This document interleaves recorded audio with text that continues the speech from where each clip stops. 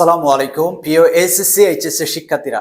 আজকে আমি তোমাদের গ্রামারের সবচেয়ে গুরুত্বপূর্ণ টপিক রাইট ফর্ম ভার্বস নিয়ে ক্লাস নিব। এই রাইট ফর্ম ভার্বস টপিকটি শুধুমাত্র গ্রামারের জন্য নয়, এটা ইংরেজি ভাষা আয়ত্ত করার জন্য তোমার খুবই গুরুত্বপূর্ণ। অর্থাৎ একটা সেন্টেন্সে, একটা বাক্যে সবচেয়ে গুরুত্বপূর্ণ পার্ট কিওয়ার্ডটা হচ্ছে তোমার রাইট ফর্ম অফ ভার্বস, অর্থাৎ ভার্বের সঠিক ব্যবহার। একটা সেন্টেন্সটা তুমি আন্ডারস্ট্যান্ডিং করতে পারবে, বুঝতে পারবে, অথবা একটা সেন্টেন্স তুমি ব্যক্ত করতে পারবে যদি সঠিক ভার্বটা তুমি ব্যবহার করো। চলো আজকে আমরা এই রাইট ফর্ম ভার্বস টপিকটা গ্রামার প্লাস স্পোকেন দুইটার কম্বাইন করে তোমাদেরকে শেখানোর চেষ্টা করব খুব সহজভাবে। এটা শুধুমাত্র তোমরা রাইট ফর্ম ভার্বস, এতে তোমাদের স্পোকেন ইংলিশটাও অনেকটা আয়ত্ত হয়ে যাবে। চলো শুরু করছি। দেখো, একটা সেন্টেন্সের তিনটা অংশ থাকে, তিনটা পার্ট থাকে। প্রথমটা হচ্ছে কি subject, verb, object or extension you can say. তো ভার্বটা হচ্ছে মেইন। একটা বিষয় মনে রাখবে, পৃথিবীতে যত সেন্টেন্স আছে, যত সেন্টেন্স স্ট্রাকচার রয়েছে, ফরমেশন রয়েছে, সবকিছু কিন্তু তিনটা ভার্বের উপরে, তিন টাইপের ভার্বের উপরে প্রতিষ্ঠিত হয়, তিন টাইপের ভার্বের উপরেই গঠিত। এর মধ্যে একটা হচ্ছে বি ভার্ব। কি বললাম? এক টাইপের ভার্ব হচ্ছে be verb. Okay, be verb আমরা একটু পরে বিস্তারিত আলোচনা করব। তোমরা শুধু জানো কয় টাইপের ভার্ব সেন্টেন্সে ব্যবহার হয়। আরেক টাইপের ভার্ব হচ্ছে have verb. Okay, be verb, have verb. এবং ফাইনাল সবচেয়ে মোস্ট ইম্পর্টেন্ট 80% কনভারসেশনের ক্ষেত্রে, গ্রামার ক্ষেত্রে ব্যবহার হয়, সেটা হচ্ছে প্রিন্সিপাল ভার্ব। ওকে, অর্থাৎ সাবজেক্টের পরে ভার্ব থাকে, সাবজেক্টের পর আমাদের কি থাকে? ভার্ব থাকে। এই ভার্বটা হয় বি ভার্ব হবে, না হয় হ্যাভ ভার্ব হবে, না হয় প্রিন্সিপাল ভার্ব হবে। অর্থাৎ একটা সেন্টেন্স গঠন করতে হয় তোমার বি ভার্ব থাকবে, না হয় হ্যাভ ভার্ব থাকবে, না হয় প্রিন্সিপাল ভার্ব থাকবে। এর বাইরে আর কোনো ভার্ব নাই। আজকে আমরা এই তিনটা ভার্বের উপর কাজ করব তোমাদের খুব সহজে স্পোকেন ওয়েতে। তোমরা এখানে গ্রামার প্লাস স্পোকেন দুটা কম্বাইন করে তোমাদেরকে আমি খুব সহজে বুঝিয়ে দিব। তোমরা যারা স্পোকেন ইংলিশ শিখতে চাচ্ছ বা শিখতে চাও, তাদের জন্য এই ক্লাসটি খুবই গুরুত্বপূর্ণ হবে।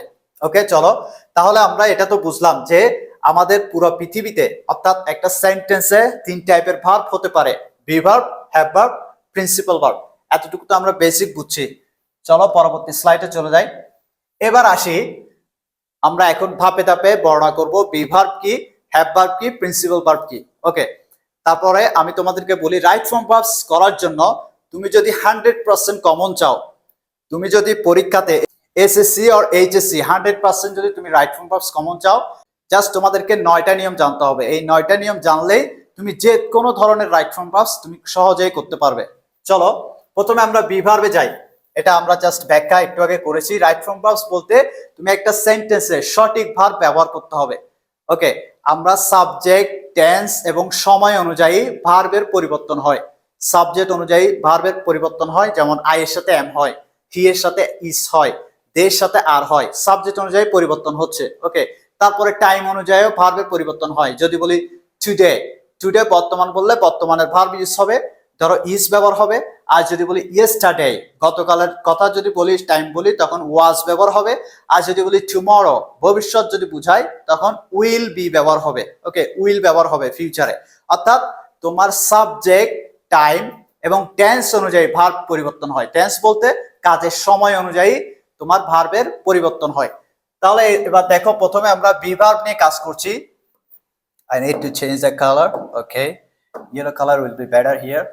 ওকে, using be verb. Be verb গুলো কি কি দেখো, তোমরা একটু মনোযোগ দাও, একেবারে কমপ্লিট হয়ে যাবে, তোমাদের আর কোনো ক্লাস দেখতে হবে না। দেখো, বি ভার্ব হচ্ছে এম, ইজ, আর। এটা হচ্ছে বর্তমানে, বর্তমান বাক্যে ব্যবহার করবে। ওয়াজ, ওয়ার অতীতে, উইল বি ফিউচারে। ওকে, এখন তোমরা বুঝলে যে বি ভার্ব গুলো কি কি, বর্তমানে কি কি ব্যবহার করব, অতীতে কি কি ব্যবহার করব, ভবিষ্যতে কি কি ভার্ব ব্যবহার করব। এখন তোমাদের প্রশ্ন হওয়া উচিত যে স্যার বি ভার্বটা আমরা কোন টাইপের বাক্যে ব্যবহার করি। ওকে, এম আই রাইট? বি ভার্বটা তুমি কি ধরনের বাক্যে ব্যবহার করবে? তুমি যদি একটা নাউনের, যেহেতু আমরা প্রথমে সাবজেক্ট নিয়ে কাজ করছি, সাবজেক্টটা যে কোনো একটা নাউন হতে পারে, মানুষের নাম হতে পারে, তারপরে বস্তুর নাম হতে পারে, প্রাণীর নাম হতে পারে, বিষয়ের নাম হতে পারে। ওকে, তাহলে এই নামের পরিচয় তুমি যদি দিতে চাও, বৈশিষ্ট্য বুঝাতে চাও, অথবা অবস্থান বুঝাতে চাও, তাহলে বি ভার্ব ব্যবহার করতে হয়। পরিচয়, যেমন আমি একজন ছাত্র, আই এম আ স্টুডেন্ট, এটা আমার পরিচয়, এম ইউজ করেছি এখানে।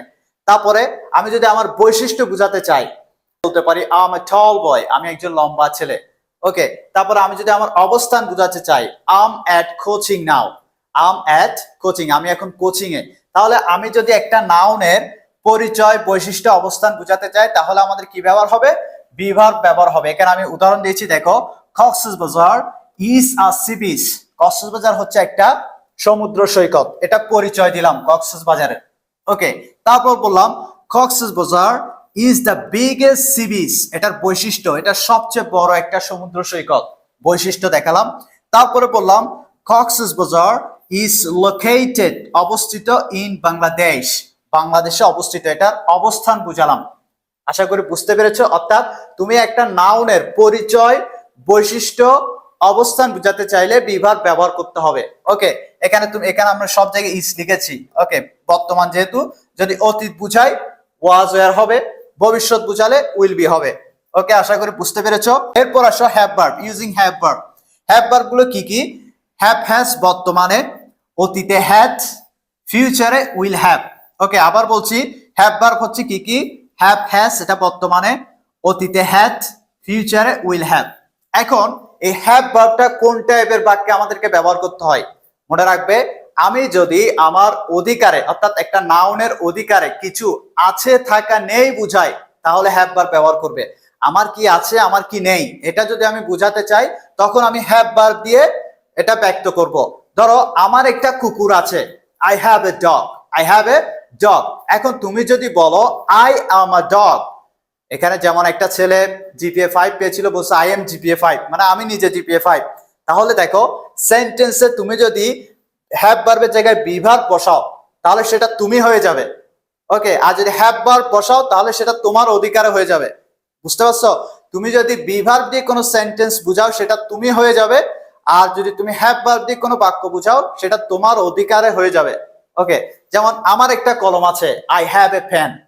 আমি যদি বলি আমার একটা কলম আছে, I am a pen board, যদি বলি আমি একটা কলম হয়ে যাবে। তাহলে দেখো, বাক্যর পরিবর্তনের সাথে সাথে গ্রামার তো মিস্টেক হয়েছেই, কিন্তু বাক্যটা পুরো চেঞ্জ হয়ে গেছে, মিনিংলেস হয়ে গেছে।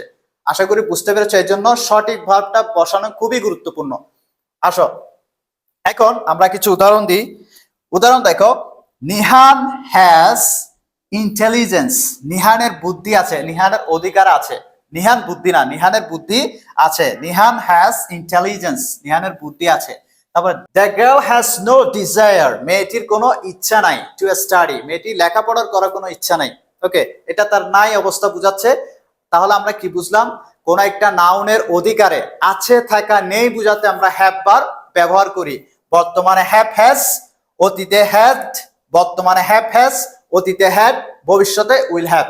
এতটুকু বুঝতে পেরেছো তো? বি ভার্ব, হ্যাভ ভার্বের ব্যবহারটা বুঝতে পেরেছো তো? ওকে, এরপর আসো মোস্ট ইম্পর্টেন্ট, আমাদের প্রিন্সিপাল ভার্ব। অর্থাৎ আমরা 80% কনভারসেশন এবং গ্রামার বলো, যত ধরনের গ্রামার আছে, 80% গ্রামার এবং 80% কনভারসেশন আমরা কিন্তু প্রিন্সিপাল ভার্ব দিয়ে করে থাকি। এটা খুবই গুরুত্বপূর্ণ। এটা আমি এখন যেভাবে বুঝাবো, ওকে, এটা স্পোকেন ওয়েতে বুঝাবো। তুমি একই সাথে স্পোকেন ইংলিশ প্লাস গ্রামার দুইটা একসাথে কম্বাইনলি খুব স্ট্রংলি শিখতে পারবে। চলো শুরু করছি। তাহলে প্রথমে বলি, প্রিন্সিপাল ভার্ব বলতে হচ্ছে তোমার কাজকে বুঝাবে। বি ভার্বটা হচ্ছে তোমার পরিচয়, বৈশিষ্ট্য, অবস্থান। আর হ্যাভ ভার্ব হচ্ছে তোমার কি আছে, তোমার কি নেই, এটা বুঝাবে।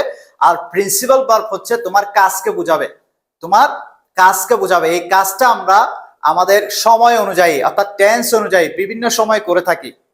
আমরা কাজের বিভিন্ন সময় রয়েছে, এই সময় অনুযায়ী আমরা কাজকে 6 ভাগে ভাগ করেছি। আমার অ্যাকর্ডিং টু মি, আমি 6 ভাগে ভাগ করেছি। অর্থাৎ এই 6টা টেন্স, এই 6টা কাজের সময় তুমি যদি জানো, তুমি ফ্রিলি কনভারসেশন করতে পারবে। You can speak freely and confidently. Okay, তাহলে দেখো, আমরা প্রথমে কি বললাম? আমরা কি বললাম? টাইম অফ ওয়ার্কিং, মানে কাজের সময়কে আমরা কয় ভাগে ভাগ করছি? 6 ভাগে। এখন এই 6টা ভাগের প্রতিটা ভাগকে আমরা অ্যাফার্মেটিভ, নেগেটিভ, কোয়েশ্চেন, প্যাসিভ সবগুলো ক্লিয়ার করব খুব সহজ ভাবে। দেখো, প্র্যাকটিক্যাল ওয়েতে দেখো, আমি এখানে জাস্ট এটা পড়বো না, এখান থেকে আমরা দেখবো কি কি সেই 6টা টেন্স কি কি। ফার্স্ট ওয়ান হচ্ছে প্রেজেন্ট ইনডেফিনিট, মানে বর্তমান সময়ের কাজ। তারপর হচ্ছে প্রেজেন্ট পারফেক্ট, অর্থাৎ বর্তমান সময়ের কাজ হয়ে গেছে, বর্তমানে কিছু সময় আগে যে কাজটা হয়ে গেছে সেগুলাকে প্রেজেন্ট পারফেক্ট বলে। তারপর প্রেজেন্ট কন্টিনিউয়াস বলতে বর্তমানে যে কাজটা চলমান, যেমন আমি পড়াচ্ছি, আমি আমার হাত নাড়াচ্ছি, ওকে, তোমরা লিসেনিং করতেছো, বর্তমানে যে কাজটা চলতেছে চলমান সেটাই হচ্ছে প্রেজেন্ট কন্টিনিউয়াস টেন্স। মানে ওই কাজগুলো লেখার ক্ষেত্রে আমরা প্রেজেন্ট কন্টিনিউয়াস টেন্স ইউজ করব। তারপর হচ্ছে পাস্ট ইনডেফিনিট, যে কাজটা অতীতে হয়ে, পাস্ট মানে কি অতীত, যে কাজটা শেষ হয়ে গেছে অতীতে সেটা হচ্ছে পাস্ট ইনডেফিনিট। ওকে, এরপর আসো ফার্স্ট কন্টিনিউয়াস। ফার্স্ট কন্টিনিউয়াস বলতে অতীতে, ধরো গতকালকে তুমি কোচিং এ আসছো, গতকালকে, এটা অতীত সময়, তাহলে গতকাল এসে দেখতেছো যে ফ্যানটা চলতেছে, কেউ হয়তো ভুলে ফ্যানের সুইচটা অফ করে নাই, তাহলে তুমি গতকাল এসে এই ফ্যান চলাটার কাজটা কি চলমান ছিল। তাহলে অতীতে চলমান কিছু হলে সেটাকে, অতীতে চলমান কোন কাজকে তুমি যদি বর্ণনা করতে চাও তাহলে পাস্ট কন্টিনিউয়াস টেন্স দিয়ে তোমাকে বর্ণনা করতে হবে। যেমন আমি যাচ্ছিলাম, I was going, আমি রাস্তা পার হচ্ছিলাম, I was crossing the road, আমি গান শুনছিলাম, I was listening to music। ওকে, অর্থাৎ অতীতে চলমান অ্যাক্টিভিটিস যদি তুমি বোঝাতে চাও তখন ফার্স্ট পাস্ট কন্টিনিউয়াস টেন্স ব্যবহার করবে। লাস্ট এবং ফাইনাল ওয়ান, এটা কিন্তু আমাদের কনভারসেশন বলো এবং আমাদের গ্রামারে বলো খুব কম ব্যবহার হয়, অর্থাৎ এন্ডিং অফ দ্য সেন্টেন্স আমরা ব্যবহার করি। যেমন সারাদিন যখন আমরা কথা বলি 24 ঘন্টা, ফিউচারের কথাগুলো শেষের দিকে বলি। ওকে, ফিউচার ইনডেফিনিট হচ্ছে যে কাজগুলো এখনো হয় নাই, সামনে হবে, আমরা প্রস্তুতি নিচ্ছি, সামনে হবে। যেমন আমরা মারা যাব সবাই, উইল ডাই, আমরা মারা যাব। ওকে, আমি আগামীকাল তোমার বাসায় যাব, I will go to your house tomorrow. অর্থাৎ যে অ্যাক্টিভিটিস গুলো এখনো হয় নাই, সামনে হবে, সেগুলাকে বলা হয় ফিউচার ইনডেফিনিট। ওকে, আমরা এই 6টা পড়লাম, আর একটু পড়ি। Present definite, present perfect, present continuous, first indefinite, past continuous, future indefinite. এই 6টায় তুমি যদি কনভারসেশন করতে চাও, ইংরেজিতে ফ্রিলি কনফিডেন্টলি কনভারসেশন করতে চাও, ইনশাআল্লাহ এই 6টা টেন্স যদি তুমি আয়ত্ত করতে পারো, তুমি ফ্রিলি কনভারসেশন করতে পারবে। গ্রামার তো আছেই, শুধুমাত্র এটা কিন্তু রাইট ফর্ম ভার্বস এর জন্য না। একটা সেন্টেন্সের বললাম যে হেড অফ দ্য ডিপার্টমেন্ট হচ্ছে রাইট ফর্ম ভার্বস। ওকে, এই ভার্বটা যদি তুমি আয়ত্ত করতে পারো তাহলে তোমার কবজায় চলে আসবে, ইংরেজি ভাষাটা তোমার কবজায় চলে আসবে। চলো এখন আমরা প্রতিটা টেন্স, বেশি সময় লাগবে না, দেখো মূল বিষয় তোমাদেরকে 9টা বলেছি, 9টা নিয়ম, অর্থাৎ বি ভার্বের ব্যবহার, হ্যাভ ভার্বের ব্যবহার, প্রিন্সিপাল ভার্বের ব্যবহার, এরপরে বাকি 6টা সাধারণ নিয়ম। ওকে, খুব সহজে তোমাদেরকে বুঝিয়ে দিব। দেখো প্রথমে আমরা আসি প্রেজেন্ট ইনডেফিনিটে। কিসে আসবো? Present indefinite. তোমাদেরকে বলেছি প্রেজেন্ট ইনডেফিনিট বলতে যে কাজগুলো বর্তমানে হয়, সব সময় ঘটে, চলে, বোঝায়, সেগুলো প্রেজেন্ট ইনডেফিনিট। এই প্রেজেন্ট ইনডেফিনিটকে আমি 4টা ভাগে ভাগ করেছি। দেখো, একটা হচ্ছে অ্যাক্টিভ বাক্য, ওকে, অর্থাৎ অ্যাফার্মেটিভ, তারপর আসতেছে তোমার নেগেটিভ, তারপর আসতেছে কোয়েশ্চেন, তারপর আসতেছে প্যাসিভ। এখানে 2টা লিখেছি কারণ প্রেজেন্ট ইউনিটে একটা বিষয় আছে, এস বাই এস এর একটা কাজ আছে, এই জন্য এখানে বাক্য ডাবল লিখেছি। ওকে, তোমাদেরকে বুঝিয়ে দিচ্ছি এখন। দেখো আমি এখানে একটা মাত্র ভার্ব দিয়ে কিন্তু সবগুলো বোঝানোর চেষ্টা করেছি। দেখো প্রথমে বলেছে আমরা শিখি, আমরা কি করি? শিখি, এটা প্রেজেন্টের বাক্য, বর্তমানে সবসময় শিখি, বর্তমানে সবসময় হয়, আমরা শিখি। তো প্রেজেন্ট ইনডিফিনিটের অ্যাক্টিভ বাক্য বা অ্যাফার্মেটিভ বাক্য হচ্ছে কি সাবজেক্ট, V1, ভার্বের প্রেজেন্ট ফর্ম, অবজেক্ট। মনে রাখবে ভার্বের ফর্ম 3টা, ভার্বের ফর্ম 3টা, present form, past form, past participle form. আবার কি বললাম?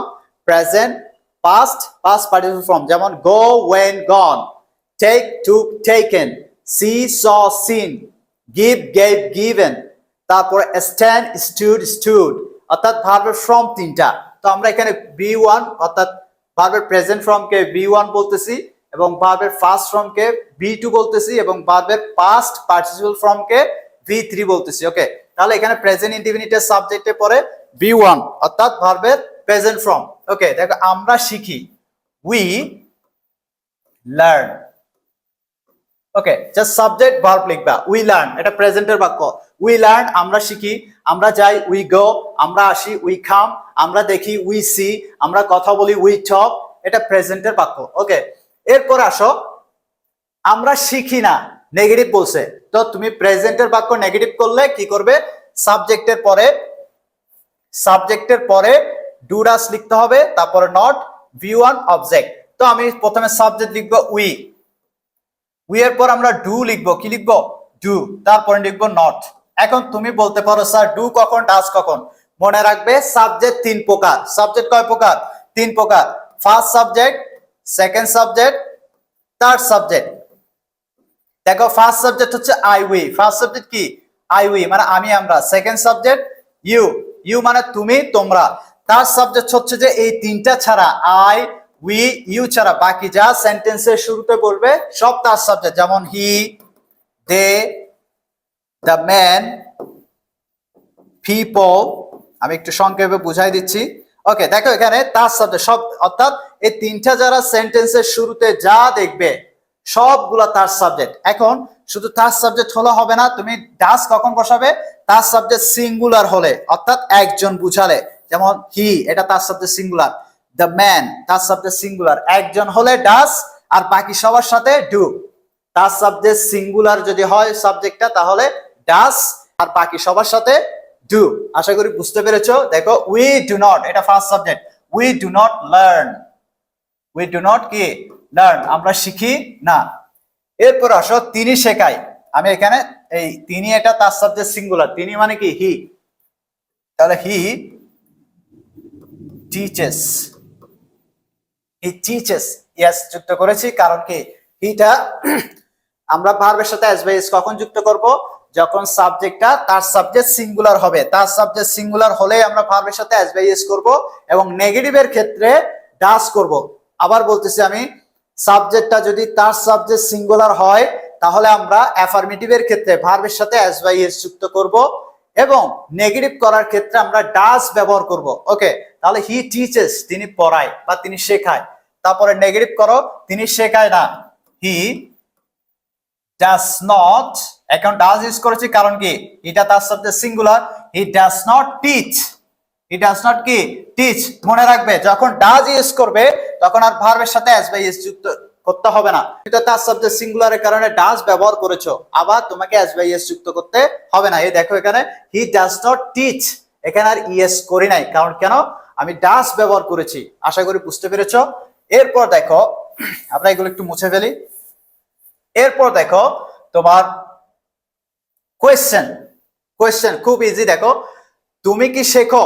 কোয়েশ্চেন করার নিয়ম দেখো, এটা হচ্ছে ইয়েস নো কোয়েশ্চেন। যে প্রশ্ন করলে তুমি ইয়েস নো দিয়ে অ্যান্সার করতে পারবে সেগুলো হচ্ছে ইয়েস নো কোয়েশ্চেন। অর্থাৎ ইয়েস নো কোয়েশ্চেন গুলো তৈরি করবে কিভাবে? জাস্ট ডু ডাসটা সেন্টেন্সের শুরুতে আনবে, সাবজেক্ট অনুযায়ী ডু ডাসটা বাক্যের শুরুতে নিয়ে আসলে এটা কোয়েশ্চেন হয়ে যাবে। দেখো তুমি কি শেখো, তো তুমির সাথে কি হয়? ডু না ডাস? তুমিটা তো সেকেন্ড সাবজেক্ট, অবশ্যই ডু হবে। So do you learn. Okay, এখানে স্ট্রাকচার দেখো, ডু ডাস, তারপর subject V one object, do subject তারপর ভার্ব। আমি অবজেক্ট লিখি নাই। ডু ইউ লার্ন, তুমি ইংলিশ লিখতে পারো, ডু ইউ লার্ন ইংলিশ। আমরা অবজেক্ট লিখতেছি না, মেইন জিনিসটা বুঝাচ্ছি। ডু ইউ লার্ন, তুমি কি শিখো। এরপর দেখো সে কি শিখে, কোয়েশ্চেন করছে, এটাও কোয়েশ্চেন। এখন সে সাথে কি হয়? ডু না ডাস? ডাস হবে, তার subject singular, does he learn, does he. এখানে আবার এস করবো না কারণ ডাস ইউজ করেছি, ডাস হি লার্ন। আশা করি বুঝতে পেরেছো। এরপর আসো প্যাসিভ। প্যাসিভের স্ট্রাকচার কি দেখো, সাবজেক্ট লিখবা, এমিজার লিখবা। প্যাসিভে কিন্তু অক্সিলারি ভার্ব আছে, দেখো সাবজেক্ট এমিজার V3 তারপর অবজেক্ট। তাহলে দেখো প্যাসিভ কি, আমি এখন তোমাদেরকে সহজে বুঝাচ্ছি। অ্যাক্টিভ প্যাসিভ কি? অ্যাক্টিভ হলো কাজটা যে করতেছে সে সাবজেক্টে থাকলে বাক্যটা অ্যাক্টিভ, আর কাজটা যে করতেছে সে যদি সাবজেক্টে না থাকে তাহলে বাক্যটা প্যাসিভ। যেমন এখানে দেখো আমরা শিখি, কে শিখে? আমরা, সাবজেক্ট আছে, কাজের সাবজেক্ট আছে, তাহলে এটা অ্যাক্টিভ। তারপর বলছে আমরা শিখি না, এখানেও সাবজেক্ট আছে, তিনি শেখায়, কে শেখায়? তিনি। তাহলে কাজ যে করে সেই সাবজেক্টটা আছে, তার মানে এটা অ্যাক্টিভ। আর কাজ যে করে সে যদি না থাকে সেটা প্যাসিভ। যেমন এখানে কি বলেছি, আমাদেরকে শেখানো হয়, তাহলে আমাদেরকে কে শেখায়? সে কিন্তু সাবজেক্টে নাই, তাহলে এই বাক্যটা কি? প্যাসিভ। আমাদেরকে শেখানো হয়, তাহলে আমাদেরকে মানে কি? উই। উই এর সাথে কি হবে? এম নাকি ইজ নাকি আর? অবশ্যই আর হবে, উই আর। তারপর দেখো প্যাসিভে সব সময় ভার্বটা V3 হয়ে যাবে, we are taught, we are টট, আমাদেরকে শেখানো হয়, উই আর টট, আমাদেরকে শেখানো হয়, প্যাসিভ। আশা করি অ্যাক্টিভ প্যাসিভ বুঝতে পেরেছো। এই যে এখন যে প্রক্রিয়ায় করলাম বাকিগুলো আরো সহজ এবং প্রক্রিয়া একই, জাস্ট ভার্ব চেঞ্জ হবে। একটু মনোযোগ দাও, একদম পানির মতো বুঝে যাবে সবগুলো। অর্থাৎ তুমি যদি ভার্বটাই ঠিকভাবে লিখতে পারো বাকিগুলো খুব ইজিলি হয়ে যাবে। দেখো এরপর আসি পাস্ট ইনডেফিনিট। পাস্ট ইনডেফিনিট অর্থাৎ যে কাজটা তুমি শেষ করে ফেলেছো লং টাইম, অনেক সময় হয়ে গেছে, সেটাকে কি বলে? পাস্ট ইনডেফিনিট বলে। দেখো এখানে পাস্ট ইনডেফিনিটের অ্যাক্টিভ বা অ্যাফার্মেটিভ গঠন কি? সাবজেক্ট V2 অর্থাৎ ভার্বটা ফার্স্ট ফর্ম, তারপর অবজেক্ট। যেমন আমরা শিখেছিলাম, তাহলে আমরা মানে কি? উই লার্নড,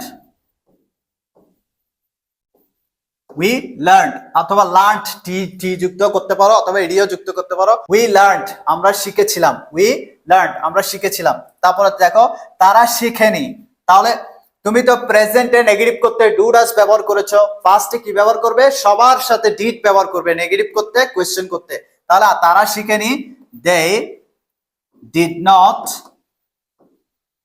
যখন তুমি ডিড ইউজ করবে তখন ভার্বটা প্রেজেন্ট হয়ে যাবে। ওই উপরে করেছো না, যখন ডাজ ইউজ করেছো ভার্বটা, ভার্বের সাথে আর বিএস হয় নাই, তখন যখন তুমি ডিড ইউজ করবে ভার্বটা B1 হয়ে যাবে, প্রেজেন্ট হয়ে যাবে। দে ডিডন্ট লার্ন, তারা শিখেনি।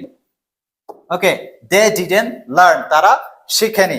এরপর দেখো তিনি কি শিখেছিল, তিনি কি শিখেছিল? ইয়েস নো কোয়েশ্চেন করেছে, তাহলে তুমি অক্সিলারি ভার্বটা আগে নিয়ে আসো, ডিডটাকে আগে নিয়ে আসবে। এখানে তোমাকে সাবজেক্ট দেখতে হবে না, সবার সাথে did, first subject, second subject, third subject, singular, plural, সবার সাথে কি? ডিড। তাহলে দেখো তিনি কি শিখেছিল? Did he learn. Okay, did he learn, তিনি কি শিখেছিল? ডিড হি লার্ন, তিনি কি শিখেছিল? ওকে, তারপরে দেখো প্যাসিভে চলে এসেছি, তাদেরকে শেখানো হয়েছিল, তাদেরকে কে শিখাইছিল? সে কিন্তু সাবজেক্টে নাই, আছে নাই, প্যাসিভ। তাহলে তাদেরকে মানে কি? দে, এটা হচ্ছে বাক্যের সাবজেক্ট। তারপরে ওয়াজ ওয়্যার লিখতে হবে, তাহলে দের সাথে ওয়্যার হয়, দে ওয়্যার। তার B3 teacher first participle form কি? টট, they were taught, they were টট। আশা করি বুঝতে পেরেছো। সেম প্রক্রিয়া, জাস্ট ভার্ব চেঞ্জ হচ্ছে। ওকে, এরপর আসো প্রেজেন্ট পারফেক্ট। প্রেজেন্ট পারফেক্ট হচ্ছে যে কাজটা তুমি শেষ করে ফেলেছো শর্ট টাইম, বর্তমানে যে কাজটা তুমি কিছুক্ষণ আগে শেষ করে ফেলেছো শর্ট টাইম, সেটাকে বলা হয় প্রেজেন্ট পারফেক্ট। যেমন দেখো আমি প্রেজেন্ট ইনডিফিনিট ফার্স্ট ইনডিফিনিট শেষ করেছি বর্তমানে শর্ট টাইম, তাহলে এটা হচ্ছে প্রেজেন্ট পারফেক্ট, আমি শেষ করেছি। তাহলে কথাটা দেখো কি বলেছে? আমরা শিখেছি, মানে শিখাটা শেষ শর্ট টাইম, আমরা শিখেছি। এটার গঠন কি দেখো? অ্যাক্টিভ বা অ্যাফার্মেটিভ গঠন, সাবজেক্টের পরে হ্যাভ হ্যাজ ইউজ করবে। দেখো প্রেজেন্ট পারফেক্ট কিন্তু অক্সিলারি ভার্ব আছে হ্যাভ হ্যাজ, কিন্তু প্রেজেন্ট ইনডিফিনিটের অ্যাক্টিভে অক্সিলারি ভার্ব ছিল না, ফার্স্টে অক্সিলারি ভার্ব ছিল না। ওকে, এখানে দেখো subject have has, B3 object, B3 ভার্বের পাস্ট পার্টিসিপল ফর্ম। দেখো আমরা শিখেছি, আমরা মানে কি? উই, উই এর সাথে হ্যাভ হবে না হ্যাজ হবে, মনে রাখবে। এখন তোমরা বলতে পারো যে স্যার তার সাবজেক্ট কোথায় হ্যাভ হবে কোথায় হ্যাজ হবে, মনে রাখবে তার সাবজেক্ট সিঙ্গুলারের সাথে হ্যাজ, বাকি সবার সাথে হ্যাভ। তার সাবজেক্ট সিঙ্গুলারের সাথে হ্যাজ, বাকি সবার সাথে হ্যাভ। যেমন he has, it has, she has, the man has, people have, they have. Okay, আশা করি বুঝতে পেরেছো। উই হ্যাভ, উই হ্যাভ এখানে কি বলছে? শেখা, শেখা মানে লার্নড, উই হ্যাভ লার্ন, আমরা শিখেছি। ওকে, ওকে, এবার দেখো আমরা এখন নেগেটিভ করব। তো নেগেটিভ করা একদম সিম্পল, এখানে তোমার আর ডু ডাজ ডিড এর চিন্তা করতে হবে না, কারণ এখানে অলরেডি অক্সিলারি ভার্ব আছে। জাস্ট অক্সিলারি ভার্ব পরে নট বসিয়ে দিবে, অর্থাৎ হ্যাভ হ্যাজ এর পরে নট বসিয়ে দিবে। যেমন দেখো তার ভাই শেখেনি, একটা জিনিস খেয়াল করো, ফার্স্ট এর নেগেটিভ প্রেজেন্ট পারফেক্ট এর নেগেটিভ সেম। তুমি রাইট ফর্ম ভার্বস করার সময় অথবা কনভারসেশন করার সময় পারফেক্টের কথাগুলো পাস্ট দিয়ে বলতে পারবে। নেটিভরা কিন্তু মূলত কনভারসেশন করার সময় অক্সিলারি ব্যবহার কম করে, তারা জাস্ট ফার্স্ট প্রেজেন্ট পারফেক্টের কথাগুলো ফার্স্ট ইনডিফিনিট করে। যেমন জঙ্গল বুক মুভিটা যদি তোমরা দেখো, একটা বিয়ার পাহাড়ের উপর উঠেছিল, উঠার সাথে সাথে সে বলেছে আই ডিড ইট, আমি এটা করেছি। সে তো শর্ট টাইমে করেছে, কিন্তু আই ডিড ইট বলেছে, অর্থাৎ বোঝাতে চাচ্ছে যে শর্ট টাইম হোক বা লং টাইম হোক কাজটা শেষ। ওকে, তোমরা এই রাইট ফর্ম পারফেক্টে এই প্রেজেন্ট পারফেক্টের গুলো ফার্স্ট দিয়ে করতে পারবে। তবে কিছু যদি শব্দ আছে ওখানে, যেমন অলরেডি, রিসেন্টলি, এই দুইটা শব্দ যদি থাকে, ওকে, অথবা জাস্ট নাও, এই টাইপের যদি কোনো তোমার অ্যাডভার্ব থাকে, সময়টা যদি একেবারে ডিরেক্টলি তোমার ইন্ডিকেট করে দেয়, তখন তুমি পারফেক্ট ইউজ করবা। তবে ফার্স্ট ইউজ করলে যে একেবারে ভুল হবে যে তা নয়। ওকে, এরপর আসো তার ভাই শেখেনি, তাহলে তার ভাই মানে কি? His brother, his brother. তাহলে তার ভাই কিন্তু এখানে একটাকে বোঝাচ্ছে, ব্রাদার্স বলে না, তার ভাইয়েরা বলে না, বলছে তার ভাই, তার মানে একটা ভাই। তাহলে তার সাবজেক্ট সিঙ্গুলার হলে কি হবে? হ্যাজ হবে। his brother has not learned. His brother hasn't learned. তার ভাই শেখেনি। বুঝতে পেরেছো? এরপর কোশ্চেন আসো, ইয়েস না কোশ্চেন। তিনি কি শিখেছেন? জাস্ট হ্যাভ হ্যাজ নিয়ে আসবে আগে। তিনি মানে হি, হি এর সাথে কি হয়? হ্যাজ হয়, তার subject singular. Has he learned? Has he learned? তিনি কি শিখেছেন? Has he learned? ওকে, এরপর দেখো তাকে শেখানো হয়েছে। তাকে কে শিখিয়েছে? সে কি সাবজেক্টে আছে? Passive, same. তাকে শেখানো হয়েছে। তাহলে দেখো প্যাসিভ স্ট্রাকচার কি বলেছে? Subject have has been. Subject have has এর পরে প্যাসিভে কি আনবে? বিন আনবে, তারপর বি3 অবজেক্ট। ওকে, তাহলে তাকে মানে কি? হি। হি এর সাথে হ্যাজ হবে। এরপরে দেখো বিন হবে, প্যাসিভে প্রেজেন্ট পারফেক্টে একটা বিন লিখবে। He has been. ওকে, শেখানো হয়েছে। এখানে দেখো শেখানো হয়েছে মানে টিচ। শেখা, নিজে শেখা মানে লার্ন, আর শেখানো মানে টিচ। তাহলে টিচার পাস্ট ফর্ম হবে কি? টট। ওকে, হি হ্যাজ বিন টট, তাকে শেখানো হয়েছে। হি হ্যাজ বিন টট, তাকে শেখানো হয়েছে। আশা করি এই তিনটা বুঝতে পেরেছো। আর বাকি তিনটা আছে, আমরা প্রেজেন্ট ইনডিফিনিট করলাম, পাস্ট ইনডিফিনিট করলাম, প্রেজেন্ট পারফেক্ট করলাম, এবং প্রত্যেকটা টেন্সের অ্যাফার্মেটিভ, নেগেটিভ, কোয়েশ্চেন, প্যাসিভ শেষ করলাম।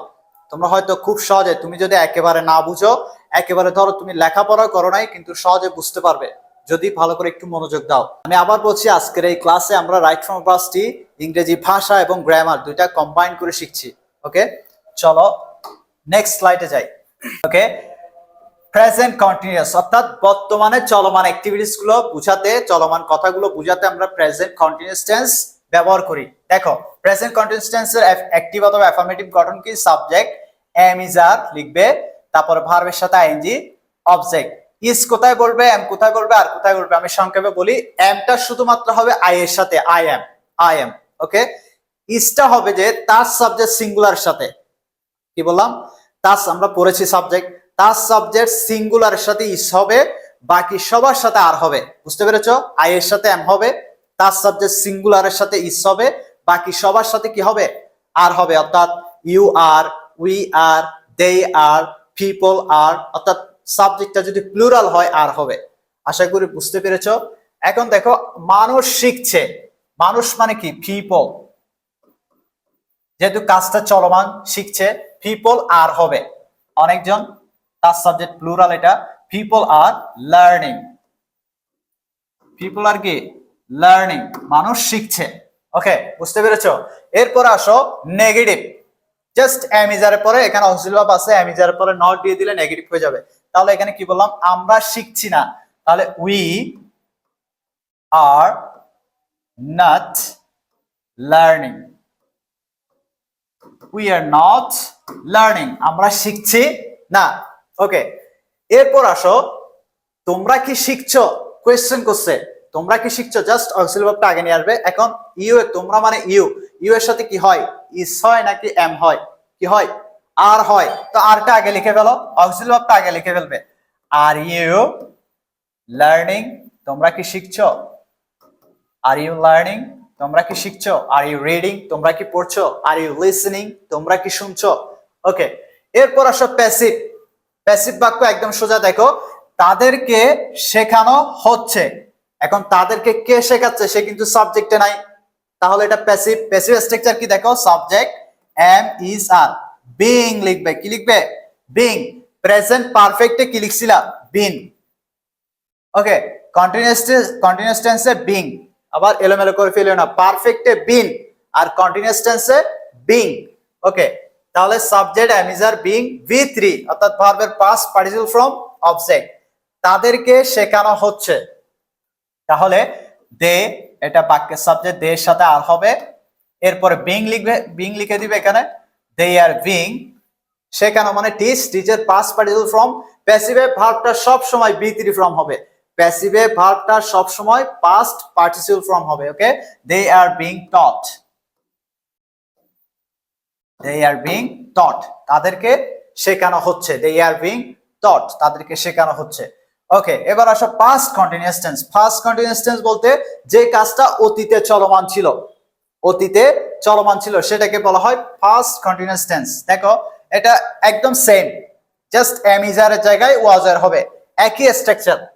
ওকে, যেটা বর্তমানে চলমান সেটা প্রেজেন্ট কন্টিনিউয়াস টেন্স, যেটা অতীতে চলমান সেটা পাস্ট কন্টিনিউয়াস টেন্স। ওকে, জাস্ট এখানে এম ইজ আর এর জায়গায় ওয়াজ আর হবে, জাস্ট এতটুকুই পার্থক্য। ওকে, দেখো আমি শিখছিলাম, তাহলে আই ওয়াজ, দেখো শিখছি কন্টিনিউয়াস লাম যুক্ত হয়ে গেছে, অতীত হয়ে গেছে, I was learning, I was learning. আমি একটু স্পিডে কথা বলছি কারণ আমাদের ধৈর্য কম। যদি তোমরা মনোযোগ দিয়ে আজকে ক্লাসটা একটু দেখতে পারো, ইনশাআল্লাহ দেখো তোমরা একসাথে ইংরেজি ভাষাটা এবং গ্রামারটা একসাথে আয়ত্ত করতে পারবে। এটা কিন্তু গ্রামারের মধ্যে সবচেয়ে গুরুত্বপূর্ণ একটা টপিক। ওকে, দেখো আই ওয়াজ লার্নিং, আমি শিখছিলাম, এরপরে নেগেটিভ কি, ছেলেটি শিখছিল না, তাহলে the boy was not, just not বসিয়ে দিব, was not learning, the boy was not learning, ছেলেটি শিখছিল না। তুমি কি শিখছিলে, কোয়েশ্চেন করছে, জাস্ট ওয়াজ এর আগে নিয়ে আসো, তুমি সাথে কি হবে, ওয়্যার হবে, were you learning, were you কি লার্নিং, তুমি কি শিখছিলে। এরপরে প্যাসিভ আসো, সেম, জাস্ট এমিজারের জায়গায় ওয়াজ আর হবে, বাকি সবগুলো ঠিক আছে, সেম থাকবে। Subject was were being V3 object, তাকে শেখানো হচ্ছিল, তাহলে he was being taught, was being taught, তাকে শেখানো হচ্ছিল, he was being taught, তাকে শেখানো হচ্ছিল, তাকে জানানো হচ্ছিল, he was being informed। Okay, just তোমরা এখন, আমি প্রক্রিয়া শিখিয়ে দিলাম, তোমরা এখন হাজার হাজার বাক্য তৈরি করতে পারবে এই প্রক্রিয়ায়, জাস্ট ভার্ব চেঞ্জ করে। দেখেছো, আজকে কিন্তু তোমাদেরকে আমি সেন্টেন্স তৈরি করার প্রক্রিয়াটা শিখিয়ে দিলাম। সবাই একটু মনোযোগ দাও। ওকে, তারপর আসো ফিউচার ইনডেফিনিট। ফিউচার ইনডেফিনিটে আসো, যেটা ভবিষ্যতের কাজ, যে কাজটা তুমি সামনে করবে, এখনো করো নাই, চিন্তা ভাবনা করতেছো, সেটা ফিউচার। ওকে, ফিউচারের গঠন হচ্ছে উইল হবে। ওকে, সাবজেক্ট উইল, V1 অবজেক্ট। আর যদি উচিত বুঝায়, উইলের জায়গায় শুড হবে, ঠিক আছে। আর যদি পারাপারি পারবো বুঝায়, ক্যান হবে। অবশ্যই পারবো বুঝালে মাস্ট হবে অথবা হ্যাভ টু হবে। ওকে, তাহলে আমরা উইলের কাজটা করতেছি, জাস্ট উচিত হলে শুড বসাবে, পারাপারি পারবো হলে ক্যান বসাবে, অবশ্যই যাবে অথবা যেতে হবে এরকম বুঝালে মাস্ট বা হ্যাভ টু বসাবে। আমরা উইল দিয়ে করছি। দেখো সবাই শিখবে, তাহলে সবাই মানে কি, everybody, everybody, everybody will learn. Okay, everybody will learn, সবাই শিখবে। যদি বলি সবার শেখা উচিত, এভরিবডি শুড লার্ন। আর যদি বলি সবাই শিখতে পারবে, এভরিবডি ক্যান লার্ন। সবাইকে শিখতে হবে, এভরিবডি মাস্ট লার্ন অথবা এভরিবডি হ্যাজ টু লার্ন। সবাইকে শিখতে হবে, এভরিবডির সাথে হ্যাজ হয়, কিন্তু এটা তার সাবজেক্ট সিঙ্গুলার হিসেবে বসে। ওকে, তারপর দেখো তারা শিখবে না, just they will not learn, they will not কি লার্ন। এরপর কোয়েশ্চেন আসো, তোমার ভাই কি শিখবে, কোয়েশ্চেন, তো তোমার ভাইয়ের সাথে কি হবে, উইল, এখানে সবার সাথে উইল বসাতে পারবে। will your brother, will your brother learn, simple, will your brother learn, will your brother learn, তোমার ভাই কি শিখবে। ওকে, আসো সাবজেক্ট, এরপর হচ্ছে প্যাসিভ বাক্য, সবাইকে শেখানো হবে, কে শেখাবে, সে কিন্তু নাই, তাহলে এটা প্যাসিভ।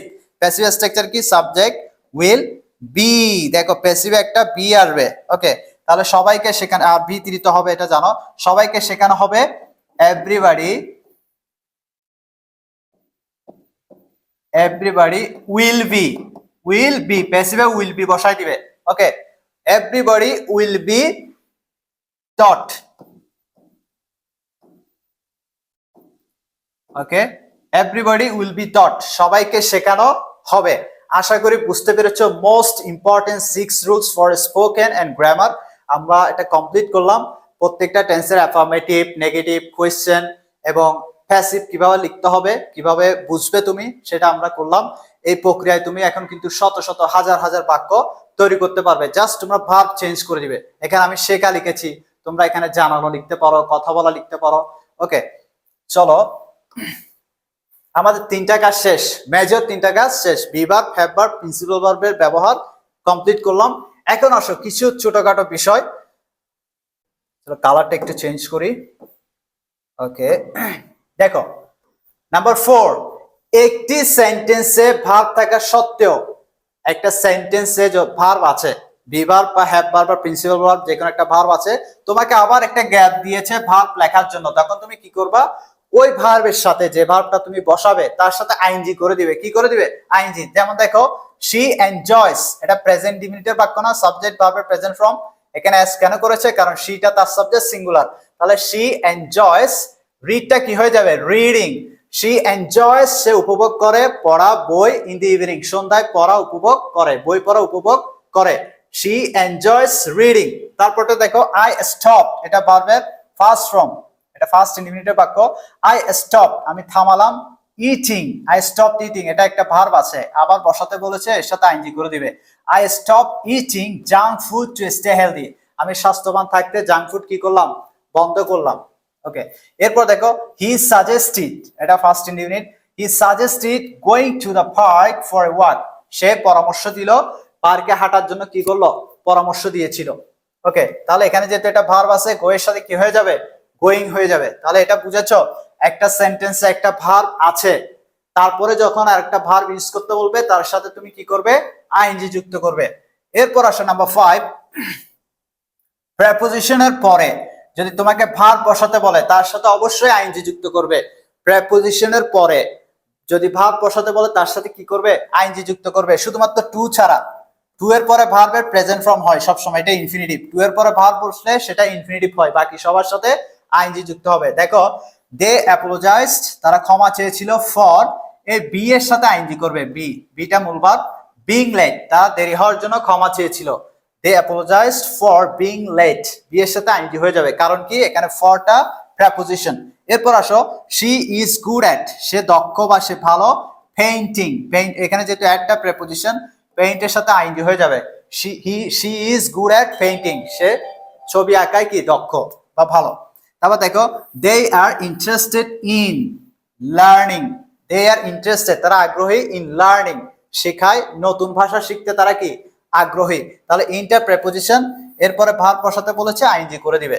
ওকে, 5 নম্বরটা আশা করি বুঝতে পেরেছো। আবার বলছি সংক্ষেপে, যদি প্রেপোজিশনের পরে তোমাকে ভার্ব ইউজ করতে বলে অবশ্যই ভার্বের সাথে আইএনজি যুক্ত হবে, বুঝেছো।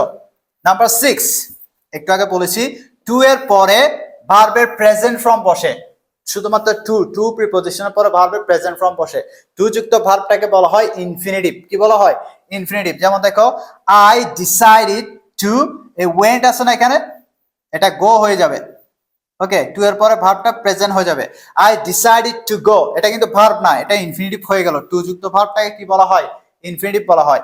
আই ডিসাইডেড, আমি সিদ্ধান্ত নিলাম, টু গো, যাওয়ার বা যেতে, টু দ্য জিম এভরিডে, প্রতিদিন জিমে যাওয়ার জন্য আমি কি নিলাম, সিদ্ধান্ত নিলাম।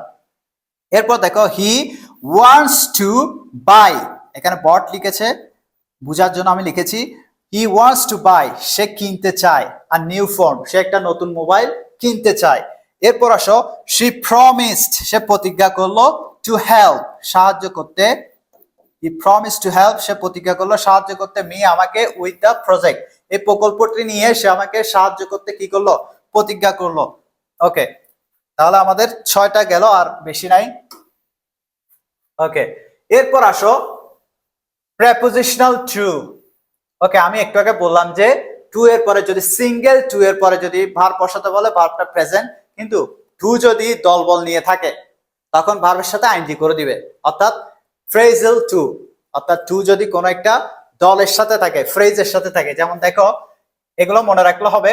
দেখো কনফেস টু, হি কনফেস টু, সে স্বীকার করলো, হি কনফেস টু, সে স্বীকার করলো, কনফেস টু মানে স্বীকার করলো, stealing the money from the cash register, say cash register থেকে টাকা চুরি করাটা সে কি করলো, স্বীকার করলো। দেখো কনফেস টু এর পরে ভার্বের সাথে কি হয়ে গেল, আইএনজি হয়ে গেল। কনফেস টু এর পরে ভার্বের সাথে কি হয়ে যাবে, আইএনজি, এটা হচ্ছে ফ্রেজাল টু। ওকে, তারপর দেখো they look forward to, look forward to এর পরে ভার্বের সাথে ING, they look forward to travelling abroad for summer vacation, তারা গ্রীষ্মকালে ছুটিতে কোথায় যেতে যাচ্ছে, ভ্রমণ করতে যেতে যাচ্ছে। ওকে, তারপর দেখো he is addicted to, addicted to মানে হচ্ছে আসক্ত, playing video games all night long, সে সারা রাত ধরে ভিডিও গেমস খেলায় আসক্ত। অ্যাডিক্টেড টু মানে কি আসক্ত। এরপরে যদি ভার্ব বসাতে বলে আইএনজি, প্লেইং হয়ে গেছে। ওকে, তারপর দেখো দে আর অ্যাকাস্টম টু মানে কি অভ্যস্ত, অভ্যস্ত। They are accustom to running long distance, তারা দীর্ঘ দূরত্বে দৌড়াতে অভ্যস্ত প্রতিদিন সকালে ফর ট্রেনিং, প্রশিক্ষণের জন্য। ওকে, এরপর দেখো they are dedicated to solving the environmental issues in their region, তারা ডেডিকেটেড টু, তারা নিবেদিত, সলভিং সমাধান করতে নিবেদিত, দ্য এনভায়রনমেন্টাল পরিবেশের সমস্যা, ইস্যুস সমস্যা, ইন দেয়ার রিজন তাদের এলাকায়। ওকে, তাহলে ডেডিকেটেড টু এর পরে ভার্বের সাথে সলভিং হয়ে গেছে, আইএনজি হয়ে গেল। তারপর দেখো হি ইজ অপোজ টু মানে বিরোধিতা করা, অপোজ টু মানে কি বিরোধিতা করা। He is oppose to changing the current law without proper discussion, সে বিরোধিতা করলো পরিবর্তন করার চলমান আইন, উইদাউট ছাড়া, প্রপার ডিসকাশন যথাযথ আলোচনা ছাড়াই সে কি করতে চাইলো, চলমান আইনটা পরিবর্তন করার জন্য, পরিবর্তন করতে বিরোধিতা করলো। ওকে, এরপর আসো number 7, the teacher refer to এর পরে ভার্বের সাথে কি হবে, আইএনজি হবে। দ্য টিচার রেফার টু উল্লেখ করলো সলভিং দ্য প্রবলেম সমস্যার সমাধানে, ইন এ ডিফারেন্ট ওয়ে ভিন্নভাবে সমস্যার সমাধান কি করলো, উল্লেখ করলো। ওকে, বুঝাতে চাইলো। তাহলে রেফার টু এর পরে ভার্বের সাথে কি হবে, আইএনজি হবে। নাম্বার 8 দেখো দে প্ল্যান্টেড মোর ট্রিজ, তারা অনেক গাছ রোপণ করতে চাইলো, অনেক গাছ রোপণ করলো। উইথ আ ভিউ টু, এটা বেশিরভাগ পরীক্ষাতে আসে, উইথ আ ভিউ টু অনুযায়ী, প্রোটেক্টিং অনুযায়ী বা জন্য, প্রোটেক্টিং রক্ষা করতে, দ্য এনভায়রনমেন্ট পরিবেশ রক্ষা করতে, তারা কি করতে চাইলো, অনেক গাছ লাগাতে চাইলো বা অনেক গাছ লাগিয়েছিল। ওকে, তাহলে উইথ আ ভিউ টুর পরে ভার্বের সাথে কি হবে, আইএনজি হবে। তার মানে আমরা বুঝলাম ফ্রেজাল টু এর পরে ভার্বের সাথে কি হয়, আইএনজি হয়। এই কটা পড়লে হবে, এগুলো পরীক্ষায় কমন থাকবে। ওকে, নাম্বার 8 আসো। নাম্বার 8 আসো, সেন্টেন্সের শুরুতে যদি ভার্ব বসাতে বলে তাহলে ভার্বের সাথে আইএনজি হবে, কারণ আমরা জানি সেন্টেন্সের শুরুতে সাবজেক্ট বসে, আর সাবজেক্টটা অবশ্যই নাউন বা প্রোনাউন হয়। তো সেন্টেন্সের শুরুতে যখন তোমাকে ভার্ব দিবে তখন তাকে নাউন বানিয়ে ফেলতে হবে। আর ভার্বকে নাউন কিভাবে বানায়, ভার্বের সাথে আইএনজি যুক্ত করে জেরান করে দিতে হয়। তাহলে ভার্বের সাথে আইএনজি করে দিলে দেখো রাইটটাকে রাইটিং করে দিবে, writing daily enhances your skills, নিয়মিত লেখা তোমার দক্ষতাকে কি করে, সমৃদ্ধ করবে, বাড়াবে। রানিং ফাস্ট, দ্রুত দৌড়িয়ে, he reach the school on time, সেই স্কুলে যথাসময়ে পৌঁছালো। তাহলে প্রথমে যদি সেন্টেন্সের শুরুতে ভার্ব ইউজ করতে বলে তখন সেই ভার্বটাকে কি করে দিবে, নাউন করে দিবে, আইএনজি করে দিবে। ওকে, এরপরে প্রশ্ন যদি একটু হার্ড করতে চাই, কন্ডিশনাল থেকে বাক্য দিতে পারে। কন্ডিশনাল বলতে যে বাক্যগুলো ইফ দিয়ে শুরু হয়, যে সেন্টেন্স বা বাক্যগুলো ইফ মানে কি যদি, কন্ডিশন, যদি তুমি আসো তুমি এটা পাবে, তাহলে তোমাকে পাওয়ার জন্য একটা কন্ডিশন দিয়ে দিল। তাহলে এই ইফ যুক্ত বাক্যগুলোকে বলা হয় কন্ডিশনাল বাক্য। ঠিক আছে, কি বলা হয়, কন্ডিশনাল সেন্টেন্স বলা হয় ইফ যুক্ত বাক্যগুলোকে। এখন দেখো 3 ধরনের কন্ডিশনাল আছে, first conditional, second conditional, third conditional. First conditional কি দেখো, ইফ এর পরে যদি ভার্বটা প্রেজেন্ট থাকে, ভালো করে খেয়াল করো, এখানে ইফ এর পরে যদি ভার্বটা প্রেজেন্ট থাকে, পরের অংশ তোমাকে ভার্ব বসাতে বললে তুমি ফিউচার লিখবে। যেমন ইফ ইট রেইনস, যদি বৃষ্টি পড়ে, I will take an umbrella, আমি ছাতা নিব। তাহলে প্রথম অংশ যদি ইফ যুক্ত প্রেজেন্ট থাকে, পরের অংশে ফিউচার করবে। ওকে, রাইট ফর্ম পাসে তোমাকে এরকম ইফ যুক্ত প্রেজেন্ট ফর্ম দিবে, পরের অংশ তোমাকে এখানে ভার্ব বসাতে বললে তুমি সেটা প্রেজেন্ট না ফিউচারে করবে। ওকে, আশা করি বুঝতে পেরেছো। এরপর দেখো সেকেন্ড কন্ডিশনালে ইফ যুক্ত ভার্বটা যদি পাস্ট হয়, এটা কিন্তু প্রেজেন্ট ছিল, এটা যদি পাস্ট, ইফ যুক্ত ভার্বটা যদি পাস্ট হয়, তারপরে যদি তোমাকে ভার্ব ইউজ করতে বলে তখন উইলের ফার্স্ট কি হয়ে যাবে, উড হয়ে যাবে, জাস্ট উড হয়ে যাবে। দেখো ইফ আই ওয়ার রিচ, আমি যদি ধনী হতাম, I would do social activities, আমি সামাজিক কাজকর্ম করতাম, কর্মকাণ্ড করতাম। জাস্ট এখানে উড কেন হলো, ইফ যুক্ত ফার্স্ট হয়ে গেলে উড, আর ইফ যুক্ত প্রেজেন্ট থাকলে উইল, এতটুকুই পার্থক্য, ভালো করে বুঝো, সহজ হিসাব।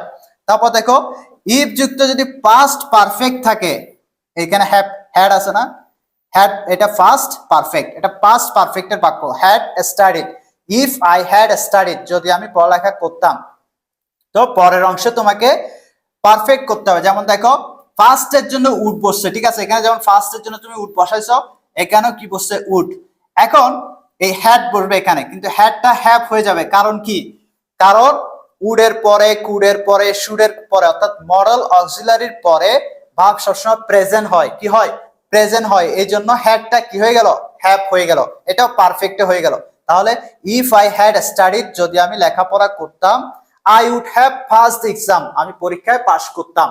তাহলে দেখো, যখন ইফ যুক্ত পারফেক্ট থাকবে তখন তুমি উড হ্যাভ বসিয়ে দিবে, পরের অংশে অবশ্যই উড হ্যাভ বসাবে এবং ভার্বটা বি3 ফর্ম, পাস্ট পার্টিসিপল ফর্ম লিখবে।